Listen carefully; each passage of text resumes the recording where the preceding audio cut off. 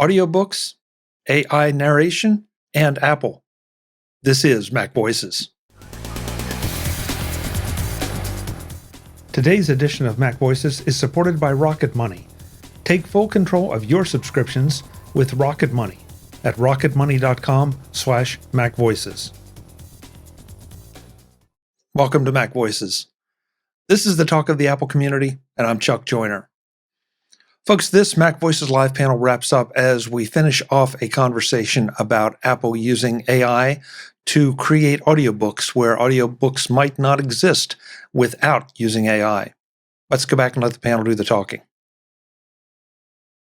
This is exactly why AI audiobooks will not put the quality voice artists out of work, because there's no way with the technology we have today or for the near foreseeable future where we can have an AI that can simulate emotion so well that we can't tell that it's fake. And until we can get that, there's just no way that an AI will be able to replace the voice artists like Stephen Fry. But to be clear, here's go ahead. I'm sorry. Gigs will be lost, individual gigs, while initially publishers are going, ooh, this is so much cheaper and faster, and we don't have to delay the public release for the audio version. And gigs will be lost, and a few versions will be crappy. I hope none of my favorite books are the ones that are those sacrificial canary in the coal mines. Well, again, it goes back to the professionals out there where it's essential. They're not going to be challenged. They're not going to be replaced. It's going to open up a humongous opportunity for all sorts of other people to publish stuff that may or may not be acceptable. So, Brittany, going back to you, when you talk about what the particular app you're using. I'm very sensitive to the quality of narration. That's why there's a lot of what might be otherwise excellent podcasts I just won't listen to because I think the technical term is crap. In terms of the quality of the voice, or sometimes. Or I don't jive with that editing. Host. So I guess are these sufficiently close to real that you're doing it? No, are you forcing yourself because you'd rather listen to it, driving the car instead of, sitting in a chair reading the paper? Wait, say the last part because I had an answer and then you threw me. Okay, so you said you use it a lot. So I'm wondering, is it because it fills time that would otherwise be wasted, like driving a car or something, versus, you're doing it because you'd rather listen instead of actually sitting down and reading the paper? Both, not usually a car ride. But for example, I'm on the board for the ADHD Coaches Organization. I'm revamping our policies. And oh my gosh, I can't tell you how much I don't want to sit down and read policies with my eyeballs. And so I plugged the PDF into VoiceStream Reader and had it go along with me. And I caught a typo that nobody else caught because it's going to pronounce it correctly, whether or not it's correctly. There's no human interpretation there. And so it's not for things I would otherwise. It's for things where I'm like, I can't these days. When I had a regular academic schedule, I was throwing all kinds of PDFs in, but they're all things that aren't available otherwise, or that I needed to get started with. But like I said, even if the AI could read the statistics well, which it can't, that's too complicated. I need to skim past okay, p-value, got it, blah, blah, blah. Voice quality. VoiceStream Reader has reasonable voices, but has not updated since this AI explosion that we've had recently. So it's going to be the quality that was really, really, really good 5 years ago.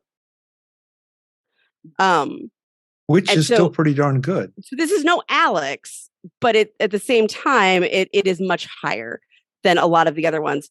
You know, when Brian cannot remember his last name on Tech Mean Ride Home has these ones.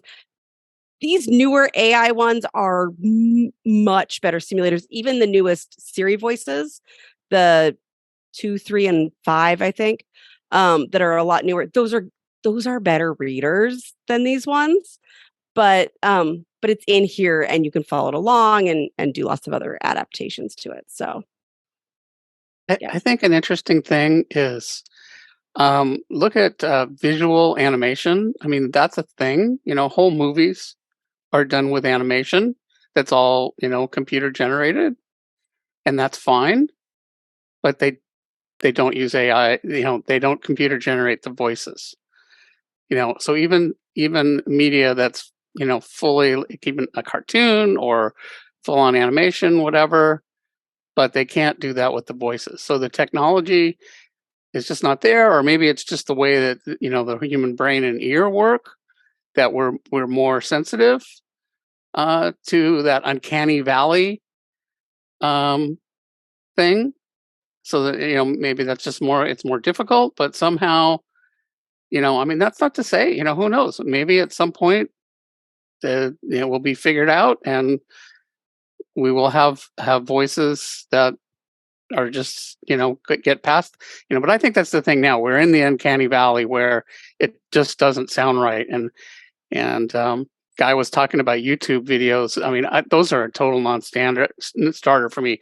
My wife apparently can tolerate that because she'll send me recommendations. Oh, check this video out. And the minute I see it's a robot voice, I'm like, you know what? They couldn't pay a human to narrate it. I absolutely, I don't have time to watch this for 1 second. And I don't believe that, you know, any of the content either. But, you know, I think, you know, the market is going to sort this out. If it's not good, if it's in the uncanny valley, then, you know, nobody's going to listen to this unless they have to. I'm amazed by what you're saying, Brittany. I could not listen to any of that stuff that you're saying that you listen to. And I just want to read that material. And I mostly very prefer, little of it is recreational. All the more so that I put in there. I all the more so, though, I would say. I have a hard time concentrating on listening to material like that, and even, you know, if I'm listening to a podcast and I'll be suddenly like, oh shoot, you know, I missed the last 5 minutes of that podcast. What are they saying? You know, and maybe I'll back up, or maybe I'll just say I don't care. But if it was something where I had to digest the material, forget it. I just couldn't. In you know, my brain just doesn't think that way. But I read, you know, really fast visually. And I want to say, Chuck, I don't know about you, but the voice in my head is not dull and lifeless. You don't have the George Costanza problem. So I want to get the chat room in here because a couple of our panel members couldn't be here tonight, but they're in the chat room commenting. Eric says nothing can replace a good narrator. If audio content isn't available, almost anything is better than not having the content available. I regret the cases where a narrator could be used but isn't. How about if I elaborate on that for Eric? Because that is a marketing opportunity. Release the audiobook with the AI voice, so it's out right away. And then you have your professional voice artist do their reading, and now you have the higher priced version with the professional voice. People that want that better experience of having the human reader, they wait a few more weeks, and then they pay a few more dollars, and they get the better, or they get the human version versus the AI version. I doubt that publishers would do that. I'd be surprised if they didn't. I think it's because you'll sell the book more than once. Isn't it similar to having the hardcover I'd be pissed. come out first, then the paperback, the cheaper paperback a few weeks later? Yeah, it's the same Two sort of versions thing. of the same book. And if you're doing this correctly as the book manufacturer, you have the release dates announced already, so people know on day of the physical book launch, the AI audiobook is available. Next month, the special version with Will Wheaton as the narrator will be released. So people know, and they can pre-order whatever they want. That's gonna fall apart when publishers start canceling and saying, "Oh, we didn't sell enough of the book, so we're not coming out with that other one," and people won't trust it. If that was going to be a problem, paperbacks are nominally worse than. I don't know. I think people who listen to audiobooks versus who read paper versions are different. There might be a little bit of transition between them, but I think by and whole they're different users, different market segments. Yeah, and if the we didn't sell enough was a big enough problem, the published book market would have fallen apart long ago. So, Jeff, I think it's an interesting point. I mean, I'm sort of questioning the economics of it, but on the other hand, I mean, I think certain books are going to almost demand it. Like, well, it's like Criterion Collection. You already own the movie. Why are you buying the Criterion Collection? Because now it's the better version. Right. It comes with the extra stuff. I have the BTS content, and I have the cut scenes that were cut, that didn't get into cinematic release, and you get all that extra stuff, and when you get the human pro artist doing the book, there will be extra content with it as well. Now it's the really special one. And you're not going to listen to a book twice. I'm not. Actually, I don't listen to books. I just I can't generally do it. I don't unless I'm going on a really long drive or something like that. But I want to point out that in contrast to what you just said, Guy and Brittany have listened to Harry Potter books more than once, and they've listened to them with different artists. Yeah. So a couple things there. First of all, but there's a difference there. The English versions of the books were not the ones that were that were released in the U.S. Oh yeah, the Scholastic ones are in the U.S. Well, I don't know. I don't know what the deal is, but the ones that they recorded for the UK and whatever other markets that they serve were not the same ones that were released here. So you originally, I don't know if you can now, but originally you couldn't get the ones with Jim Fry legally. Mm-hmm. Hey, Guy, I know you need to go. Yeah, I do. I'm not throwing you out. Just stay as long as you want, but I want to make sure where folks know where they can find you. Oh, well, you can find me on the mymac.com podcast, as well as occasionally on Guy's Daily Drive and all kinds of other crazy stuff like that. You find that all over there on the Tubes of You. And I am Mac Parrot just about everywhere, Twitter, Counter Social, and Mastodon. And some places I'm also Vert Shark. So, look for me under those two ways. Great. Thanks so much for being here, Guy. Appreciate it. Not a problem. And I do got to go. So Happy New Year. Okay. Happy New Year, everybody. Bye. Happy New Year. I want to make sure we get two other points from the chat room, and then we'll get out of here ourselves. But Webb asks, does fiction benefit more from voice inflection than nonfiction? Does it make a difference? And I think that to me is a really great example, because I prefer a fiction book that is performed, but a nonfiction book. I mean, I can go either way, but my preference would be to have a fiction book performed and a nonfiction book. If I can get it performed, great, but it doesn't really have the same benefit. Well, I don't know. I mean, I'm not sure about that. What about biographies? Which and that's one of the things that I listen. I do sometimes listen to biographies, and I think sometimes those are. I sometimes prefer listening to a biography rather than reading it. But that is, it's sort of like not intense content. It's kind of like a long podcast. But it's still, I think it really depends on the narrator. I often feel like I would like to have the person, if it's an autobiography, although not always. For example, Debbie Harry did an autobiography, and and she read it, and it was terrible. I mean, it was a good book. It was a very interesting book, but her reading of it, it was really weird. It was like I kept saying, like, "This is your life, you lived it," and she read it like as if just stiff. And there were some little parts where like she had these little segues where she interviewed people, and I'm like, that was great. But the most of it, it's like she just read it off the page as if it could have been.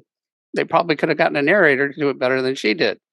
On the other hand, Peter Frampton, his was great, and he read it himself, and he was very natural, and it was awesome. And I'd recommend both of them. The stories were really interesting, but the narration made a lot of difference. And if you look on Audible, they have reviews separate for narration versus the content, and people have a lot to say about the narration. And I got to think that most people that buy, or a large percentage of people that listen to Audible stuff now, would not listen to anything that was AI unless it was just something they desperately wanted to listen to, in which case it probably would get the human narration. Today's Mac Voices is supported by RocketMoney. Try it free for 30 days is enough time to try and completely forget about a subscription or service.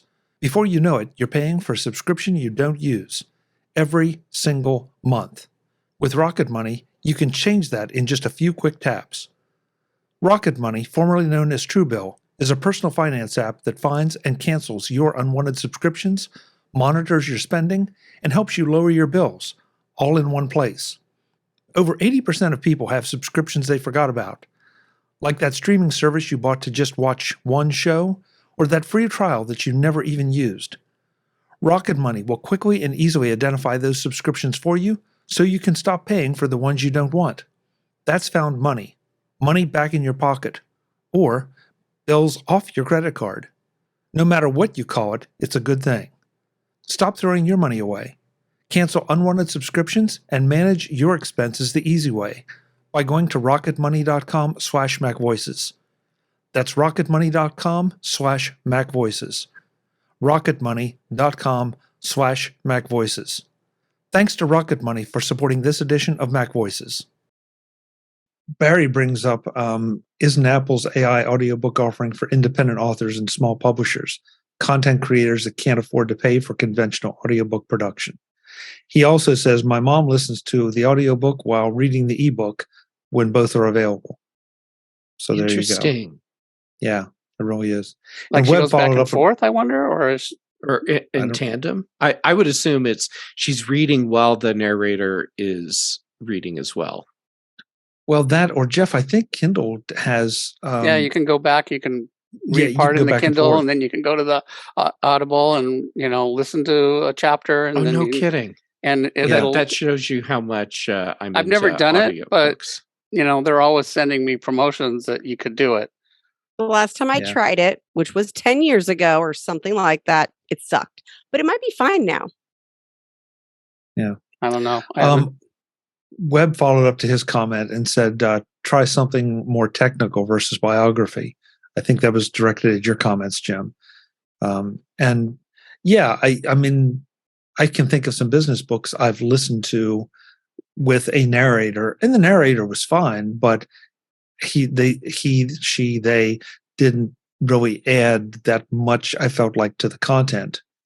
Then there are other narrators that definitely do. So, but I've also listened to business books using Voice Stream Reader, and they're fine. I mean, yeah, you have to get used to it's a little bit like Siri. I'll get a reminder from Siri that says Mac Voices live in 10 minutes, as opposed to Mac Voices live in 10 minutes. And you have those kind of mistakes even in Voice Stream Reader. So, but once I don't know, for me, once I listen to about 10 minutes, I'm locked in and I can do that translation in my head real quick, and it doesn't detract from the experience. And there are pronunciation changes. There's actually even ones for the Siri reading voice now, where you can say, because for me, working memory comes up a lot and people just put WM, and the voices want to read it as William, and it's not William, it's working memory. So you can put in pronunciation corrections into both Voice Dream Reader and into your I assume they would make those corrections if they're publishing the book. But you can put it into Siri, and you can put it into Voice Dream Reader. Voice Dream Reader had it way before Siri, obviously, but yeah. Yeah. It'd be interesting to see where it all goes. No question about it. But I think I'm whoever said it, forgive me, I think it was Eric. Having this is better than nothing at all. Why not? And, yeah. So, but I think the price, Paul Conway, it's Voice Dream Reader.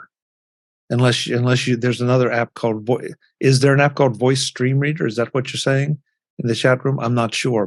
Brittany and I are talking about Voice Dream Reader. And for those who are keeping score at home. Oh, I thought you were saying stream all along. Oh, I'm sorry. No, Dream. Sorry. No, dream like it's a dream that I can listen to a voice for a change. I saw that. And now you see why Chuck isn't doing audiobook narration. Yeah. Thank you, Jeff. Yeah. I'm sorry, Chuck, that was mean. I'm sorry. That's all right. That's all right. Let's see. Where's the camera to turn Jeff off? Yeah, I deserve that. For those, and I'll have links in the show notes, but my interview with Winston Chen, who is the author of Voice Dream Reader, are MacVoices 2139 and 2140. And I'll have links in the show notes if you want to go back. They are very interesting about how he came into doing this and all, and really great guys. So, but check it out. Voice Dream, DREAM Reader. So we're a little over time, but we also started a little late, so it all balances out. So let's go around the room, see who you've been listening to, and then we'll get out of here. And I'm going to flip it around because cameras have been going on and off, and things are rearranged. So, Brittany, thank you so much for being here. Where can folks find you? Thanks for having me, Chuck. Because Twitter is choking and dying. You can find me there. Technically, I post as much as ever, which is almost none. But find me at YouTube, ADD Liberator, or if you're interested in the other more brain productivity stuff that I do, it's Conquer.Consulting. Great. Thank you so much for being here. I've missed this. It was only 1 week, but I really did miss it. Mr. Fuccio, I'm glad you were able to join us and you haven't cut out. Where can folks find you before you get washed away? Oh, probably holding on for dear life under the bridge as the water floods by. At Twitter, that thing that's still out there, at MARKFUCCIO, all lowercase, one word, all put together. Thank you, sir. Good to see you. Jeff Gamet, it's always a pleasure. We missed you in Vegas, and happy late birthday again. Thank you. And I missed hanging out with all of you in Vegas. Dave, thanks for sending me some photos so I could live vicariously through you. Yeah. Okay. So you can find me on the various social platforms, Gamet, basically everywhere. So Mastodon, Instagram, Twitter still seems to be hanging on, so I'm there. YouTube, and then for podcasts, here on Tuesdays, and it feels like it's been a lot more than a week. It feels like it's been a long time. Then on Thursdays on The Big Show, and then most Thursday evenings with Dave on In Touch with iOS, and then Fridays on The Mac Show, and then also on The Context Machine, because Brian Chaffin and I team back up again. Thank you, Jeff. Good to see you. It's great and to see that's you. Where the question I have for you, though, is which pictures did Dave send you, of CES or of the other conference? Well, all I have to say, it is Chuck, is nice underwear. Thank you, Jeff. Well, that picture. That picture. Man. Now we know what Chuck keeps in his cube. No, I'm not going to say it. I'll save it for after dark. Wait, we're not on After Dark. Sorry. Not yet. No. Jim Ray, thank you so much. We're not? No, we're not. Thank you so much for wiring up and being with us. Where can folks find you? Glad this thing still works. Yeah. I can't move around. So you can find me right here, attached to this desk. Or if you're on the virtual world, go to provue.com, PROVUE. Weird spelling, long story. And I'm still on that Twitter thing, ProView Jim. Glad you're still hanging in there. Thanks so much, Jim. Norbert Frassa, my camera person, my Sherpa, and my friend. Good to see you. Thanks so much for being here and contributing here to the CES part. What's the best way folks can connect with you if they want to hear all the backstories of our adventures in Vegas? It was a pleasure being here and spending some time with you guys. You can find me on the other side of the camera. That will be shortly filling up your feeds with lots of good MacVoices videos and interviews. And in addition to that, I'm also selling some of Chuck's underwear that I got from his cube on eBay. So please hit me up there. Oh boy! I like you already, Norbert. Priceless. Norbert, where are you in California? Southern California, in the Inland Empire. Oh, I'm in Glendale. Wonderful. Where part of the Inland Empire are you in? Near Ontario. It's a small town called Upland. Oh, sure. I know Upland. And is that your house behind you? That's a very cool looking room. No, it's just a Zoom background. I wish it was my house, but it's not. I'm not that tidy. It looks very real. I thought, wow. Zoom's getting better. Last but absolutely not least, he won't share his pictures with me, Mr. David Ginsburg. David, good to have you. Thanks for having me, Chuck. I'm glad to be here. You can find me at In Touch with iOS at intouchwithios.com. We are back for the first show of 2023 this week on the YouTube channel, youtube.com/intouchwithios. I'm on Twitter at DaveG65 and at In Touch with iOS, as well as on Mastodon today at DaveG65. Thanks so much. Thank you, Dave. I also want to especially thank the chat room. They've been throwing comments and questions in all night. Sorry, Web and Eric couldn't be here, but they got their comments in, and I want to thank everybody else who was commenting, questioning, and participating in the conversation. You should be in the chat room on Tuesday nights, 8 p.m. Eastern, 5 p.m. Pacific at youtube.com/MacVoicesTV. We do this every Tuesday. And I really did miss it last week. It seemed like a long time since. So we're not going to miss too many more if we can avoid it. I'm Chuck Joyner. This is MacVoices. We will see you soon. Thanks for watching. Visit MacVoices.com for show notes and to connect with Chuck on social media. Get involved in our Facebook group or like our Facebook page and get more out of your Apple tech with MacVoices Magazine, free on Flipboard and on the web. And if you find value in it all, consider supporting us through either our Patreon campaign at patreon.com/MacVoices or by making a one-time donation via the PayPal link on our front page and in the show notes of each episode. You will join these fine people who help bring you MacVoices.